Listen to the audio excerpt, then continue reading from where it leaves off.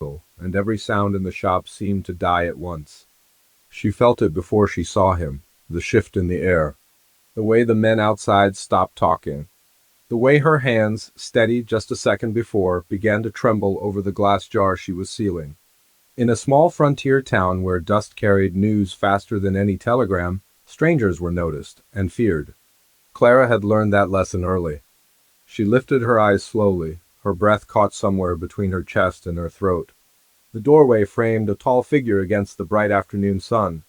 A cowboy hat cast a shadow over his face, but there was no hiding the broad shoulders, the worn leather vest, the revolver resting low on his hip. He stood still, letting the door swing shut behind him, his boots heavy against the wooden floor. Her heart pounded so loud she thought he might hear it. The apothecary shelves behind her were lined with glass bottles, dried herbs, and folded cloth. It was her father's shop once, and now it was hers. A quiet place in a town that had seen too much gun smoke and not enough mercy. She had worked hard to keep it that way, respectable, peaceful, but peace never lasted long in the West. He stepped forward, and the floor creaked beneath his boots. Dust clung to him like he had ridden for miles without rest. His jaw was rough with a day's beard, and his eyes, when she finally saw them, were not wild as she had expected. They were steady, watchful, the kind of eyes that had seen trouble and walked through it. Still, fear rooted her to the floor. Word had spread that a drifter was coming through town. Some said he had been part of a range war. Others whispered he had outdrawn a man in cold blood. No one knew the truth.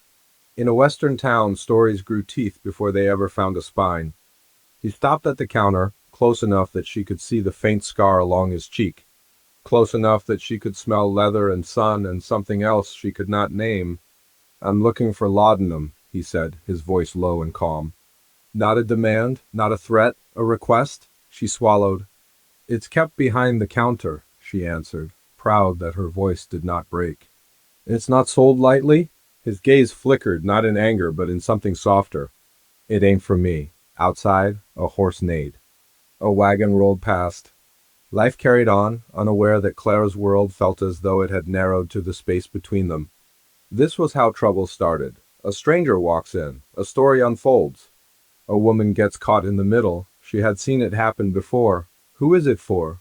she asked carefully. For a long moment he did not answer. His hand rested near his belt, not touching the gun, just close enough to remind anyone watching that he knew how to use it. Clara's pulse quickened again. If he meant harm, no one would reach her in time. Then he did something she did not expect. He removed his hat. It was a simple gesture, almost old-fashioned. The kind her father used to make when greeting a lady. Sunlight fell across his face fully now, revealing exhaustion more than menace. There were faint lines at the corners of his eyes. Not cruel lines, hard ones. "My sister," he said quietly. "She took sick on the trail. Fever won't break." The words hung between them, heavy and honest. Clara blinked. The image in her mind shifted. Not a ruthless outlaw, not a gunfighter looking to stir up dust and blood. A brother, worried, afraid. The realization unsettled her more than his entrance had. In this western town where men measured worth by the speed of their draw, fear was rarely admitted. Yet she saw it there now, tucked behind his steady stare. She moved slowly, reaching for the small locked cabinet beneath the counter. Her fingers fumbled with the key. She hated that he could see her shaking. "You came alone?" she asked, unsure why the question mattered. He hesitated, just long enough. "No," a chill slipped down her spine. Before she could ask more, the bell above the door rang again, louder this time. Voices followed, rough, urgent. Clara's eyes snapped toward the entrance. The cowboy turned his head slightly, just enough to listen. Bootsteps approached from outside, fast and certain. His jaw tightened, not in fear. Indecision. "You might want to step back," he murmured, his voice no longer calm but edged with something protective. The peaceful little shop, her father's legacy, suddenly felt like the center of a coming storm. She had been terrified when he walked in, certain he would bring trouble to her door. But as the shadows gathered beyond the glass and the voices grew nearer, she realized with a start that he might not be the danger at all. And when the door handle began to turn, She understood that whatever happened next would bind her life to his in a way neither of them could yet imagine. The door swung inward with a force that made the bell shriek. 3 men stepped inside, carrying the smell of sweat, tobacco, and the open range. Their boots thudded against the wooden floor, loud and careless. Clara's grip tightened around the small bottle in her hand, and she felt the weight of the room shift once more. The cowboy did not reach for his gun. He did not even turn fully around. He simply moved half a step to the side, placing himself between Clara and the door without making a show of it. The gesture was subtle, but it changed everything. "Well now," one of the men drawled, his eyes sliding from Clara to the stranger. "We've been looking for you." The stranger's voice remained steady. "I figured as much." Clara's heart began to pound again. So the rumors were true. He was being followed. That meant danger, and danger in a small frontier town always spilled over onto whoever stood closest. The tallest of the 3 men leaned against a shelf, knocking a row of glass bottles together with a careless bump. Clara flinched at the sound. Those bottles were her livelihood. Her father had built this apothecary from nothing when the railroad first cut through the valley. She had spent years proving that a woman could run it alone. "You've got something that doesn't belong to you," the tall man said. The cowboy finally turned, just enough for Clara to see the hard set of his jaw. "I don't carry what you're looking for. Not in your pocket," the man replied, smiling without warmth. "But you're leading us to it." Clara's mind raced. Leading them to what? Money? Land? A person? The stranger's sister? Her stomach dropped. Outside, the wind picked up, pushing dust against the shop windows. The town had been uneasy for weeks. Ranchers arguing over water rights. New settlers arriving with more hope than sense. The old families guarding what little they had left. It did not take much to spark a feud out here. "I won't have trouble in my shop," Clara said, surprising even herself with the firmness in her voice. "If you have business, take it outside." The 3 men looked at her as if noticing her for the first time. One of them gave a short laugh. "Brave little thing, ain't she?" The cowboy's shoulders stiffened. "Leave her out of it." Something passed between them, unspoken, but sharp. Clara realized then that this was not a random meeting. There was history here, the kind that stretched beyond town lines and into open prairie. "Your sister's real sick, you say?" the tall man asked, stepping closer. "That's a shame." "Be a shame if we found her before you did." Clara felt the blood drain from her face. The cowboy's hand finally hovered near his revolver, not drawing it, just resting close. His voice lowered. "You don't know where she is? We know enough." Silence settled thick and heavy. Even the wind outside seemed to pause. Clara's thoughts scrambled. If his sister was somewhere near town, hiding perhaps, and these men were hunting her, then this was no simple misunderstanding. This was pursuit. And she had just handed him the medicine he needed to reach the girl. She remembered her own father coughing through long nights, fever burning his skin. She had been helpless then, too young to know what to do. That memory stirred something inside her stronger than fear. "You should leave," she said quietly to the 3 men. "All of you," they ignored her. Instead, the tallest one stepped forward until he was nearly nose to nose with the cowboy. "You can't outrun this," he said softly. "Not this time." The stranger did not back down. But Clara noticed something in his eyes, something she had missed before. Not just worry, guilt, whatever this was, it had started long before he rode into town. One of the other men glanced toward the window. "Sheriff's making his round soon," he muttered. The tall man straightened. "This ain't finished," he told the cowboy. "You know where to find us?" They turned and walked out as abruptly as they had entered, the door slamming behind them. The bell rattled until it finally settled. Clara realized she had not taken a full breath in minutes. For a moment, neither of them spoke. Then she found her voice. "Who are they?" He stared at the closed door as if expecting it to burst open again. "Men I used to ride with," her chest tightened. "And now?" "Now we don't see things the same way." That was not an answer, not really. But it was all he offered. She placed the small bottle of laudanum on the counter between them. "If your sister is near town, she isn't safe." "Not if they know she's here." He nodded once. "I won't let them touch her." The certainty in his voice made her look at him differently. Not as a threat, not as a drifter, but as a man carrying more than his share of trouble. Where is she? Clara asked before she could stop herself. He hesitated again, weighing something in his mind. Trust did not come easy in the West. It was earned slow and lost fast. Old line shack by the dry creek, he said finally. She couldn't ride any farther. Clara knew the place, isolated, exposed. If those men were serious, they would search there first. You can't face them alone, she said. His gaze met hers, steady and searching. I've been alone a long time. The words held more meaning than he likely intended. Outside, a distant shout echoed down the street. Clara moved to the window and saw two of the men speaking with someone near the saloon. They were not leaving town. They were settling in. A knot formed in her stomach. This was bigger than a simple disagreement. It felt like the beginning of something that would split the town in two. When she turned back, he was watching her, as if waiting for a decision she had not yet spoken aloud. She had been terrified when he first walked through her door. Terrified of what he might bring with him. Now she was afraid of what would happen if she did nothing. And as the sun dipped lower over the dusty western town, casting long shadows across the street, Clara realized she was already stepping into a story that would change her quiet life forever. The light outside turned a deep shade of gold, and the town slowed the way it always did at dusk. Cattle were driven into pens, shop doors closed one by one, and the piano from the saloon began its nightly tune. Clara stood behind her counter, staring at the stranger as if she were looking at a crossroads. You should go to her, she said at last. Before they do. I will, he answered. Soon as it's dark. That might be too late.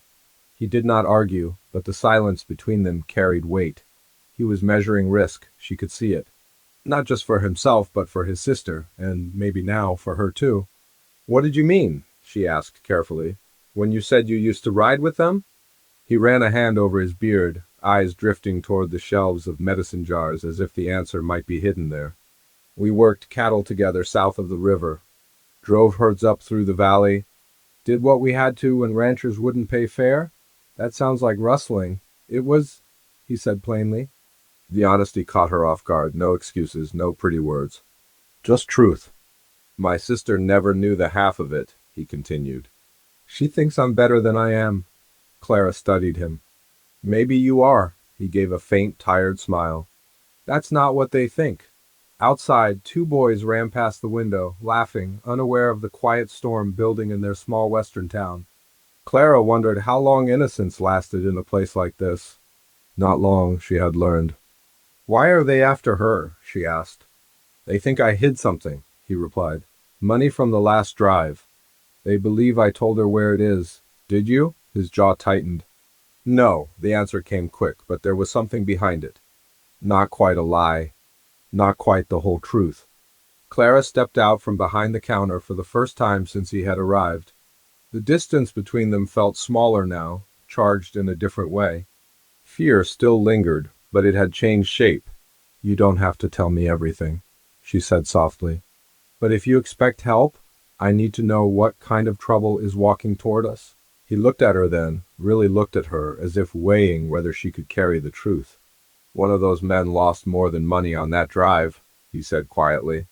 His younger brother got caught in a stampede. He blames me for pushing the herd too hard. Clara felt the air leave her lungs. Grief could turn a man reckless, vengeful. And do you blame yourself? She asked. His silence was answer enough. A knock sounded at the side door of the shop, sharp and quick. Clara startled. Few people use that entrance. I'll get it, she said, though her pulse had quickened again.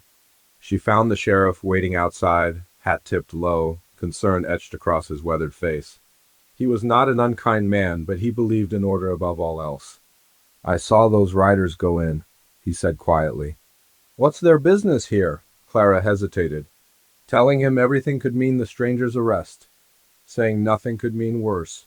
They were asking questions, she replied carefully. About someone passing through. The sheriff studied her. You're harboring trouble? No, she said quickly. I'm running a shop? He nodded slowly, but his gaze drifted past her shoulder toward the dim interior. This town's already sitting on dry timber, he said. All it needs is a spark. When she returned inside, the stranger had moved closer to the window, watching the street. Sheriff? he asked. She nodded. Does he know? Not yet. He exhaled, and for a moment she saw the weight he carried more clearly than ever. He was not just protecting his sister. He was running from a past that refused to stay buried. Why come through here at all? Clara asked. You could have ridden around town. She was burning up, he said. I needed medicine. And this is the only apothecary for 50 miles. Her father's legacy again. The one place that could tip the balance between life and death. A shadow crossed the window, and both of them turned. One of the men from earlier stood across the street, leaning against a post, watching the shop, waiting. They're not going to let this go, Clara murmured. No, he agreed. The reality of it settled heavy between them. If the men believed his sister knew something, they would not stop searching. And if the sheriff sensed a feud brewing, he might step in before anyone could explain. You should not be dragged into this, he said suddenly. This is my burden. She met his gaze. You walked into my life the moment you opened that door. Whether I like it or not, I'm already part of it. The words surprised them both. Outside, the sky darkened to a deep blue. Lanterns flickered to life along the boardwalk. The town looked peaceful, almost gentle. But Clara could feel the tension humming beneath it like a wire pulled too tight. What happens if they find her first? She asked quietly. His expression hardened. They won't. It was not bravado. It was promise, yet Clara knew promises could break under pressure. And the men outside had the patience of hunters. As night settled over the frontier, the distance between safety and disaster felt thinner than ever. The sick girl in the line shack, the grieving brother seeking blame, the sheriff guarding order, and a woman who had never meant to step into a Western romance tangled with danger.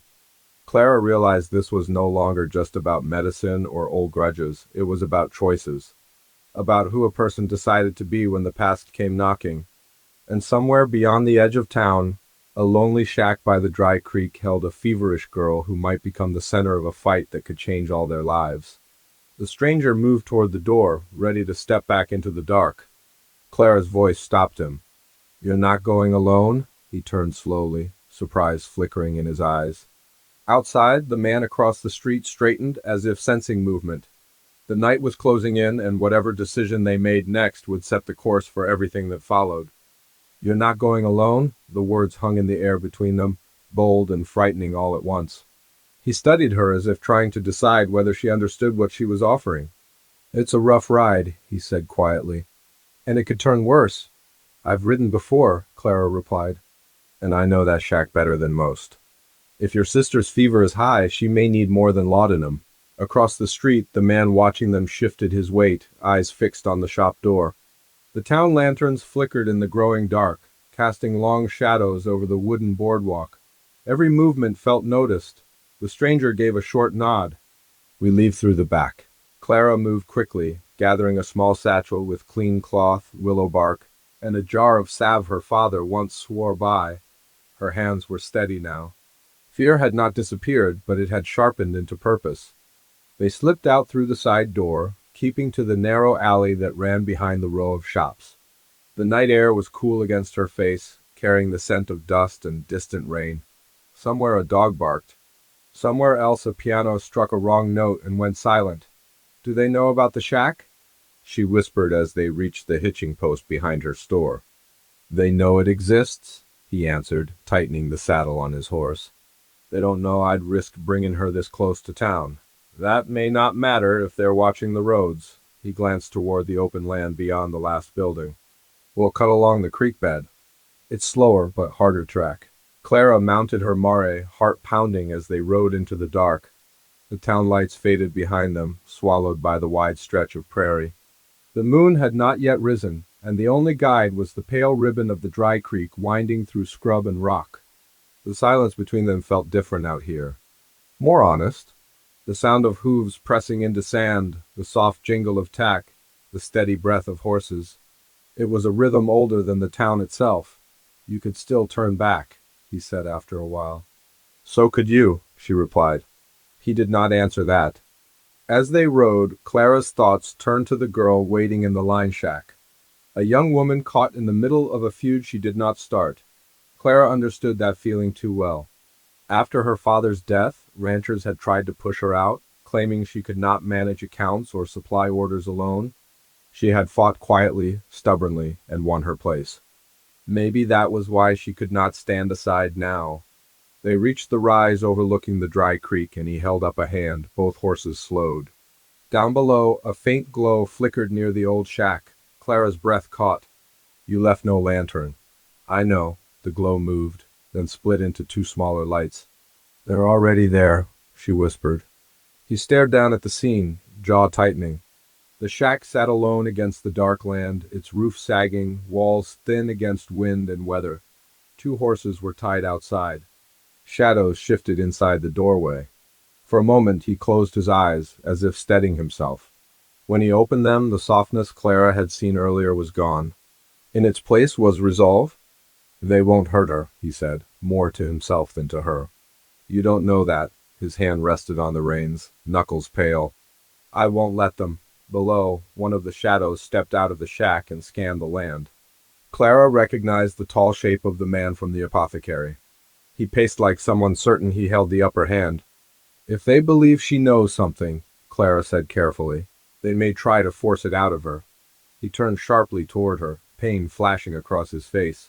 "She knows nothing about money, but she knows about you." The truth of that seemed to strike deeper than any accusation. Whatever had happened on that cattle drive, whatever guilt he carried, it had followed him here. A sudden shout rose from the shack. A woman's voice, weak but defiant. Clara's stomach twisted. "Her fever," she murmured. "If she's standing, she shouldn't be." He swung down from his horse. "Stay here." She dismounted just as quickly. "No." He hesitated, torn between protecting her and reaching his sister. "If we rush in, they'll think you're there to fight," she said. "Let me go first." "They won't expect it. You don't know them." "I know men who think they hold power," she replied softly. "Sometimes surprise is stronger than a gun." Another shout cut through the night, followed by the crash of something wooden striking the ground. Clara's pulse roared in her ears. "We're running out of time," she said. He looked at her, and in that look was trust forming in real time. Not born of comfort, but of shared danger.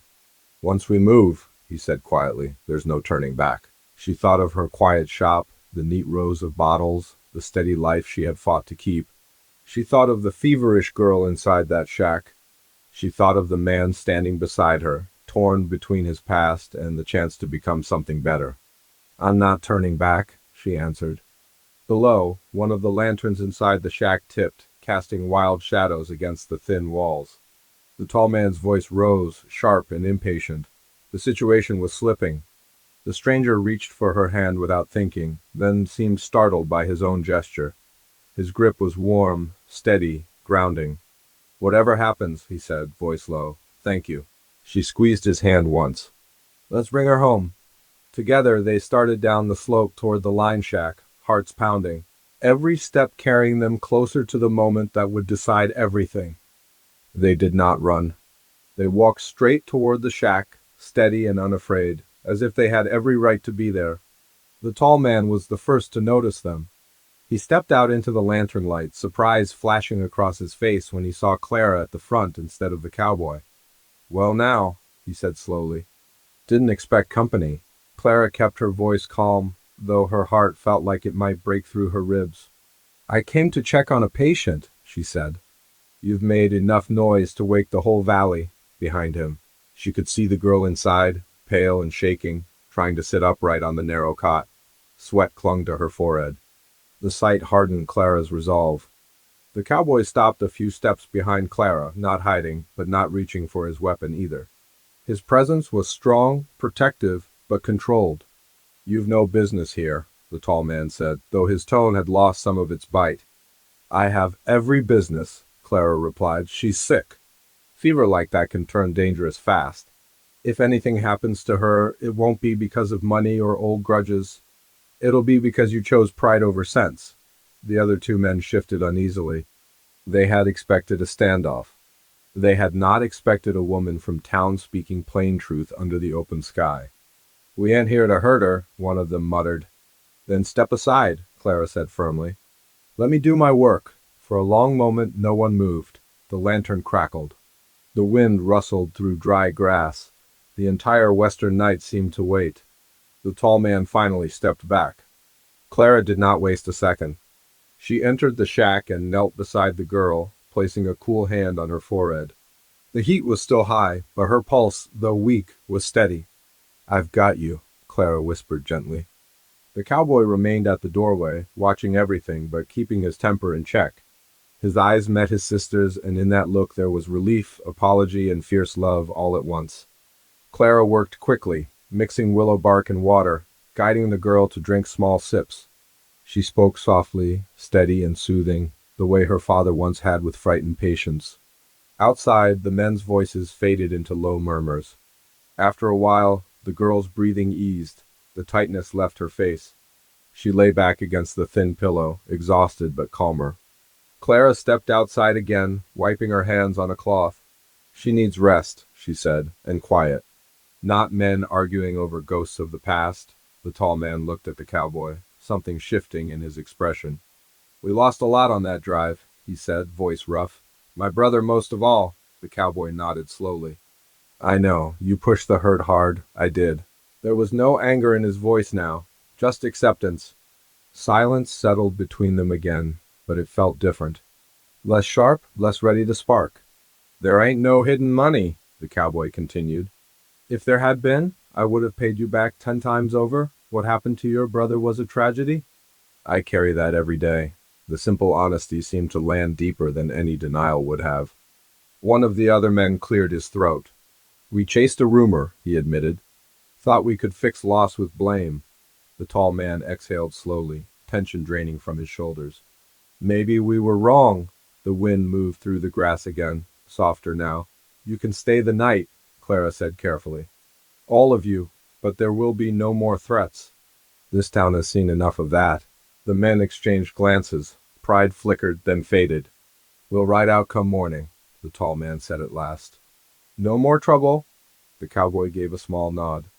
It was not forgiveness, not fully, but it was peace enough for now. As the night deepened, the men kept their distance from the shack. Clara stayed inside with the girl, checking her fever, while the cowboy sat just outside the door. The tension that had gripped the prairie hours before slowly loosened its hold. By dawn, the fever had broken. The first light of morning painted the land in soft gold. The girl opened her eyes, clearer now, and managed a weak smile at her brother. "You always did bring storms with you," she teased faintly. He let out a breath that sounded almost like a laugh. "I'm working on bringing something better." Outside, the 3 riders prepared their horses. There were no hard words as they mounted, only quiet nods. The past would not disappear, but it no longer ruled the present. When they rode off, the valley felt wider, calmer. Clara stepped out into the sunlight, tired but satisfied. The cowboy stood beside her, hat in hand. "I owe you more than thanks," he said. She looked toward the distant town, thinking of her apothecary, the shelves of medicine, the life she had protected. "You owe me nothing," she replied.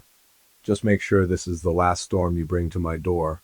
He smiled then, not tired this time, but hopeful. "What if I came back without one?"